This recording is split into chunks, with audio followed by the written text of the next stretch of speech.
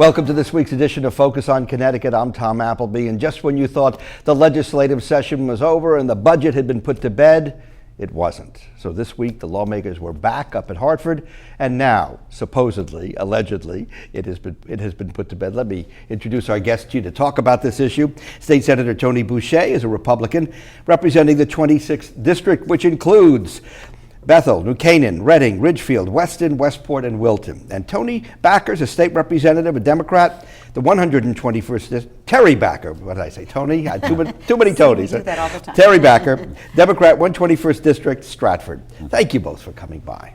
Appreciate it. It's a pleasure to be with you, Tom.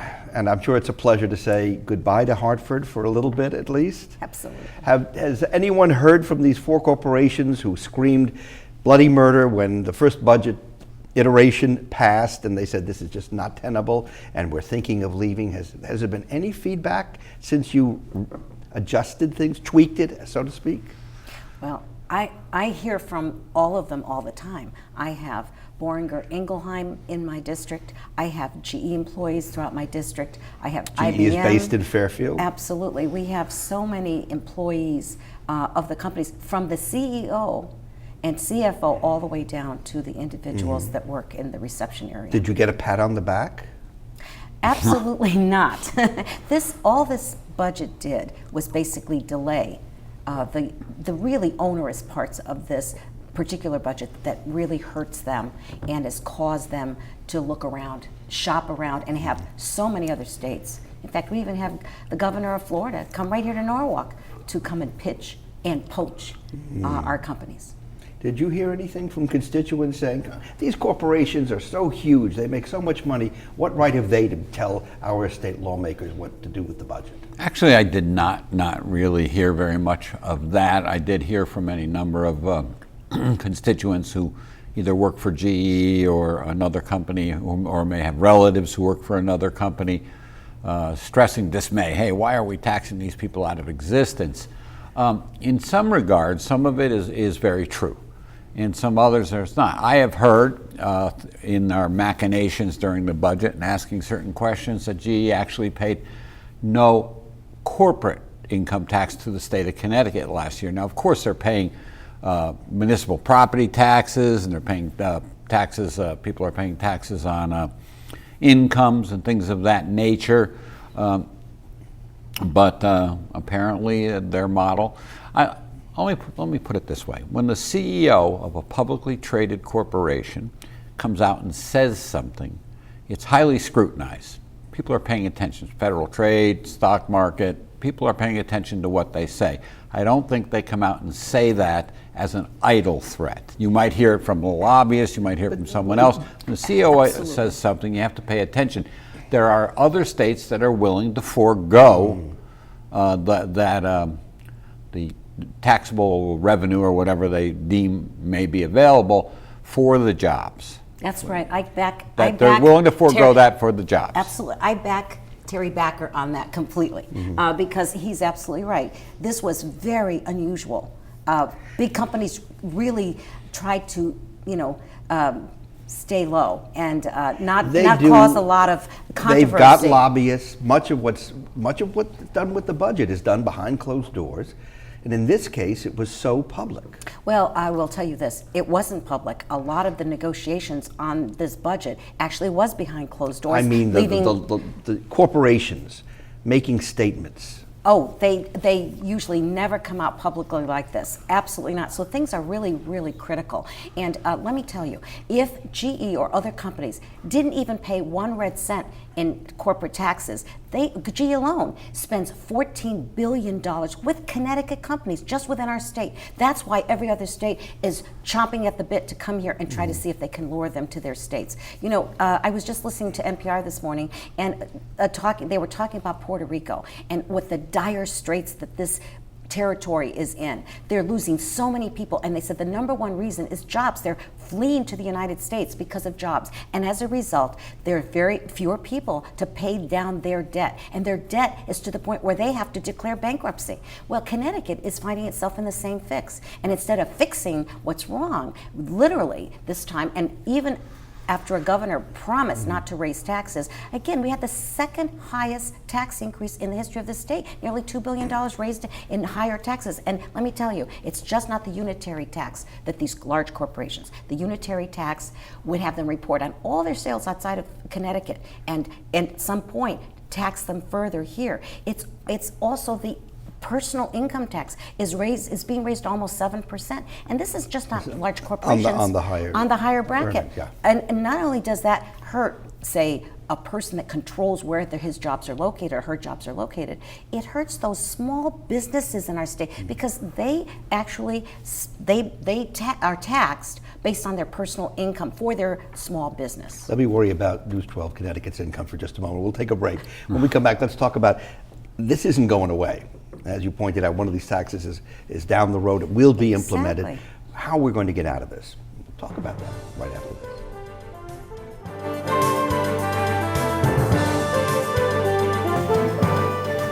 Welcome back to Focus on Connecticut. During the break, our lawmakers were talking about the fact that the budget did do some good, quote, stuff, and later on we'll talk about that stuff. But let's talk about this big problem. In 2 years, when this budget is said and done, we face a more than $800 million deficit. Mm-hmm. So even with all that we've done, it's not going away. And we've hurt social services to some degree, one of the most painful things for lawmakers and, of course, the people who take advantage of those services. Where can we make the cuts? Where can we do what has to be done to balance these budgets? You know, state government does provide for a large number of needs within the state, whether it's something as every day, we all use every day, whether it's transportation infrastructure, which is not in great shape. It's getting old, and there's a lot more use of it than it was ever designed for. We have a lot of the social services. We have more and more elderly people, and we have a higher Medicaid load to deal with in terms of cost and delivering services. So when people say, why would you cut social services? The problem is so much of the money actually goes to social services of things, and then we have to continue to help various municipalities with their education systems, and so we have a population that's grown, and with it has grown the needs and the demands on infrastructure and the demands on health systems, and how do you get out of that? Greater minds than mine have tried to find ways to develop those services cheaper, less expensive. And I expect you to think those minds are on your side of the aisle. Well, in fact, that's a good point, Tom. We actually have proposed alternative budgets since 2011, detailed line-by-line budgets. We've done that. And let's face it, other states have the very same needs that we do. They have social services issues and the disabled that they need to take care of. And they do. And in fact, they do it, many of them, without a state income tax, without inheritance taxes, gift taxes, car taxes, pension taxes, and so on. And they're the ones that are getting people to move there. That's the problem. And in this particular budget proposal, when the governor proposed it, he didn't actually deal with the structural problems that we have in the costs. Instead, he cut all of these areas and had everyone screaming uncle. And as a result, now we have a budget that still doesn't deal with the elephant in the room, and you know what those are. There were $200 million of union concessions that were never realized, that were promised previous to this budget. And even in this budget, the governor says, well, I'm not sure if we're going to get anything from the state employees just this morning, I understand. And you know what? That is the group that has actually benefited, the only group that has benefited in these budgets that we've seen. And that is wrong. Other states say what they do. I know in Florida, the governor there stated that what he does is he measures the costs out of every single services there is. And if there's an increase proposed in a particular program, he wants to see where they're going to decrease it somewhere else. That makes sense. You have to run it like a business because their number one priority is jobs. Everything else falls under that. And if you increase the jobs and expand the tax base, you can keep taxes lower because those revenues will increase. That's the true dynamics, and that's where Connecticut misses the boat. So what about the state employees?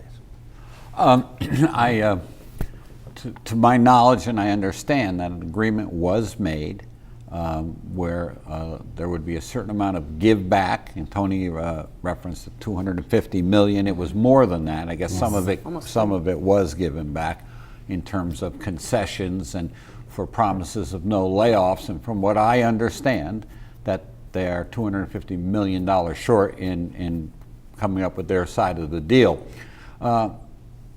Without state employees, we don't run a state, but we have to, if they're going to make an agreement to protect their members in terms of layoffs and things like that, then we want them to deliver just as they would expect us to deliver on contractual agreements. And to be fair, those agreements, we've seen them under Republican governors and Democratic governors. It's not a partisan issue. Absolutely. And in fact, Jody Rell was able to get $700 million of concessions just by making very small changes. And Governor Malloy did that as well. But they didn't really deal with the big issues. The things that a state like Rhode Island, a Democratic state with a Democratic treasurer, now she became governor, that actually looked at that and said, listen, this is unsustainable. So they did some things to change so that they can bring their income tax lower than ours.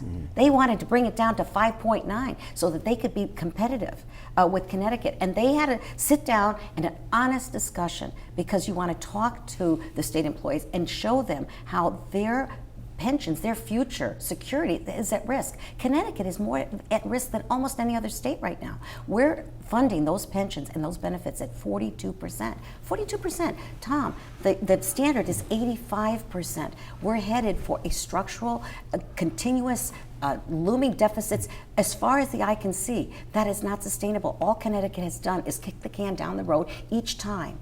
For political expediency, that's not the way to run a state. I'm going to kick this discussion down the road for just a break, and when we come back, let's talk about that good stuff you were talking about. Right back.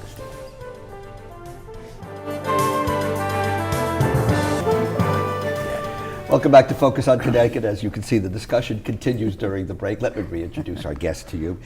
State Representative Terry, a.k.a. Toni Boucher, is a Democrat from the 121st District, which is Stratford, and State Senator Toni Boucher, Republican from the 26th District. 7 communities. I'm going to leave them out so we can get to the issues here. The good stuff. Well, you mentioned transportation, that it's been a problem. The governor made this the hallmark of this session, and you did take steps towards improving transportation.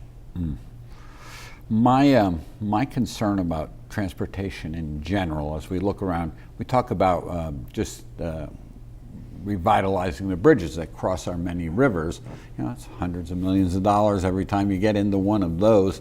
And part of me can't help but question, are we just preparing for a mode of transportation that's now 120 years old? Not that cars are going to go anywhere, they're still going to be here, but what are we looking at in terms of revitalizing or recreating a new transportation system, whether it's the light rail or whatever, which, by the way, we had a state-of-the-art light rail system in Connecticut at one time. It was called the trolley system. May have been a little cruder, but it went everywhere, and it was an inexpensive way to get around. And I just came down from Stratford to Norwalk, and the morning commute through Bridgeport and Fairfield is a crawl through there. It's costing productivity, fuel, and certainly you can see people doing this. I should point out that we're taping this Wednesday morning because of the holiday. If we had taped it Friday morning, you'd had no problem at all. Yeah, right. So, Yeah. Well, so good we would have stuff. been on Skype. but we're not going anywhere. The cars are here to stay. The trains are here to stay. So this is $100 million $1 billion over 30 years is what the governor wants. And a chunk of that is in this budget. $100 billion, absolutely. I think that's one area where there's so much agreement. We all believe that infrastructure is key. Transportation is key for businesses too. That's one of their top priorities. And there's a lot of desire to be around a transportation hub. I think that's why Stanford does so well around the Stanford train station. There's as many folks coming from New York for jobs in Stanford as is going out. So it's key. Some of the things I really supported in this budget too was that they didn't forget about our branch lines, our New Canaan line, our Danbury to Norwalk line, and our even Waterbury line and other parts. Those are usually the step children of the state's DOT. So that We was get being reports addressed. every day. The buses will take you because the trains aren't. Exactly. So there needs to be focus on it. Where we disagree is how to pay for it. Well, I have good news because you know how much, Tom, I have opposed tolls this entire session. And some thought it was a foregone conclusion, but guess what? That did not pass at the end of the day. It was forced through the Transportation Committee. I'm a ranking member on the Senate side. I debate my chairman of that Senate on the Democratic side. He and I get along famously, in fact, really unusually well for Hartford. But on this point is where we really disagreed. And the good news, it's not in there right now. So it's been delayed. Stratford was where that horrific accident took Right. place, and that's why tolls are gone in Connecticut. Where do you stand on that?